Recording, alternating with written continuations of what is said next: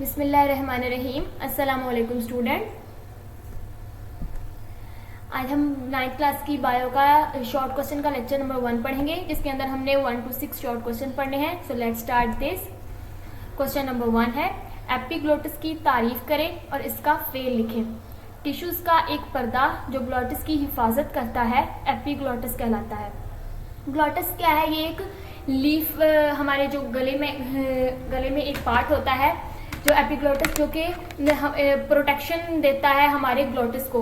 इसका काम क्या होता है कि जब जो भी हम खुराक खा रहे होते हैं, जो भी हम खाना खा रहे होते हैं, उसे सांस की नाली में, हमारे लंग्स वगैरह में वहाँ पे जाने से ये रोकता है। इसका काम ये होता है। इसलिए इसके ऊपर जो प्रोटेक्शन लेयर होती है ग्लोटिस के ऊपर, जो टिश्यू की, उसे हम एपिग्लोटिस कहते हैं। सवाल नंबर 2 है, इनहेलेशन और एक्सहेलेशन में फर्क बयान करें। इनहेलेशन के जैसे कि नाम से पता चल रहा है, इनहेलेशन इनका मतलब होता है अंदर की तरफ आना। इनहेलेशन और एक्सहेलेशन सांस को, यानी कि सांस को हम अंदर की तरफ लेकर आ रहे हैं। सांस अंदर खींचने यानी इंस्पिरेशन के दौरान रिब्स के मसल्स सिकुड़ते हैं, जिनसे रिब्स उठ जाते हैं।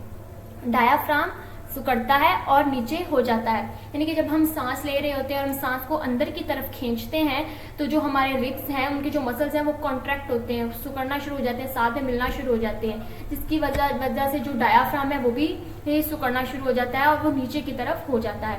इसके ऑपोजिट जो एक्सहेलेशन का मतलब, एक्स का मतलब होता है एग्जिट, यानी कि बाहर की तरफ जाना। यानी कि जब हम सांस बाहर की तरफ लेकर छोड़ते हैं तो उसको, प्रोसेस को हम एक्सहेलेशन कहते हैं। इसके अंदर क्या होता है, जो रिब्स के मसल्स होते हैं वो रिलैक्स हो जाते हैं, जिनसे रिब्स वापस अपनी जगह आ जाते हैं। हमने पढ़ा था इनहेलेशन में कि जो जब हम सांस अंदर की तरफ खींचते हैं तो जो हमारे मसल्स हैं वो कॉन्ट्रैक्ट होते हैं, सिकुड़ना शुरू होते हैं, और एक्सहेलेशन में क्या होता है, वो वापस रिलैक्स पोजीशन में आते हैं और वापस अपनी उसी पोजीशन में चले जाते हैं जैसे पहले थे।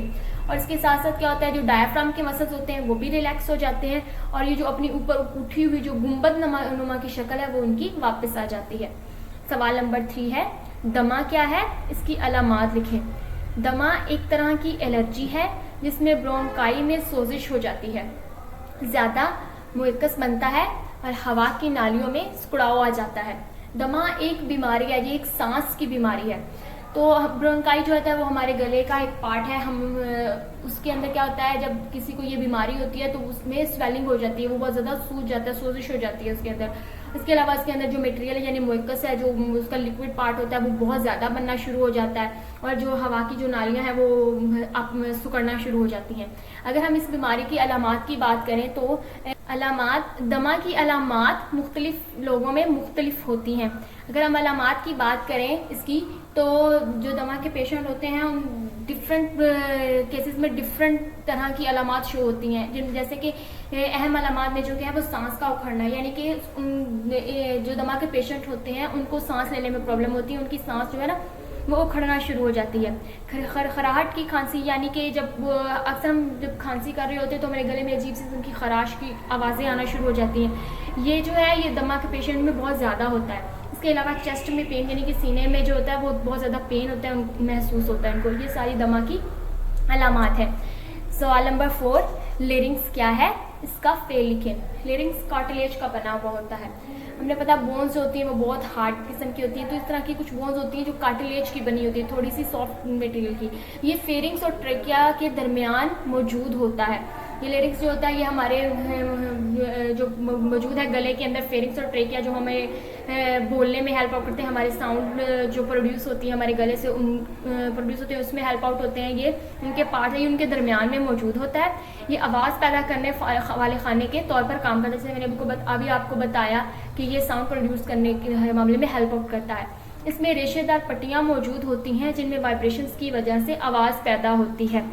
मतलब जब हम बोलते हैं तो बोलने से जो वेव्स, जो लहरें होती हैं वो इन रेशों के साथ जाके टकराती हैं और वाइब्रेशंस पैदा होती हैं। इन वाइब्रेशंस की वजह से एक साउंड प्रोड्यूस होती है, जो भी हम बोल रहे होते हैं फिर वो आवाज़ की सूरत में बाहर हमें सुनाई देती है। सवाल नंबर 5, स्मोकिंग के 2 बुरे असरात लिखें। स्मोकिंग की वजह से गुर्दों, ओवल कैविटी, लेरिंग्स और छाती का कैंसर हो सकता है। अगर हम देखें तो ये स्मोकिंग से बहुत बड़ी बड़ी ये बीमारियाँ हैं, गुर्दों की बीमारियाँ, बीमारी हो जाना, हमारी क्यूटी और लेरिंग्स है और ये छाती का कैंसर है, ये बहुत ही बड़ी बीमारियां जो स्मोकिंग करने वाले जो अफराद हैं उन पर इसका गहरा असर छोड़ती हैं। स्मोकिंग से क्या होता है, एक तो दांत खराब होना शुरू हो जाते हैं, बहुत ज़्यादा कमज़ोर हो जाते हैं, और इतने कमज़ोर होते हैं जो ज़्यादा स्मोकिंग करते हैं उनके दांत गिरने का अमल भी होना शुरू हो जाता है। और इसको और उनका दांत गिरने का अमल जो होता है वो नॉन स्मोकर जो कि स्मोकिंग नहीं करते हैं उनकी निस्बत से 2 से 3 गुना तक ज़्यादा बढ़ जाता है, क्योंकि उसके अंदर टार मौजूद होता है, वो हमारे जो दांत होते हैं स्मोकर्स के उनको बहुत ही ज़्यादा वीक कर देता है और वो दांत से गिर जाते हैं। सवाल नंबर 6 है, स्टोमेटा दिन और रात में कैसे काम करते हैं। स्टोमेटा अगर हम बात करें तो स्टोमेटा पौधों के पत्तों के अंदर छोटे छोटे सुराख मौजूद होते हैं, उनको हम स्टोमेटा कहते हैं। इनका काम क्या होता है, इनका काम होता है गैसेस को एक्सचेंज करना। दिन के औकात में सेलुलर रिस्पायरेशन के दौरान पैदा होने वाली कार्बन डाइऑक्साइड फोटोसिंथेसिस में इस्तेमाल होती है। दिन के औकात में गैसों और दूसरे मटेरियल्स का तबादला स्टोमेटा के जरिए होता है। रात के वक्त ज़्यादातर पौधों में फोटोसिंथेसिस नहीं होती। इन हालत में पौधे के जिस्म के मुख्तलिफ हिस्सों से गैसों का तबादला होता है। हम जानते हैं पौधे लिविंग ऑर्गेनिज्म हैं, यानी कि वो भी सांस लेते हैं, तो उनके अंदर 2 प्रोसेस हो रहे होते हैं, एक रिस्पायरेशन का और एक फोटोसिंथेसिस का।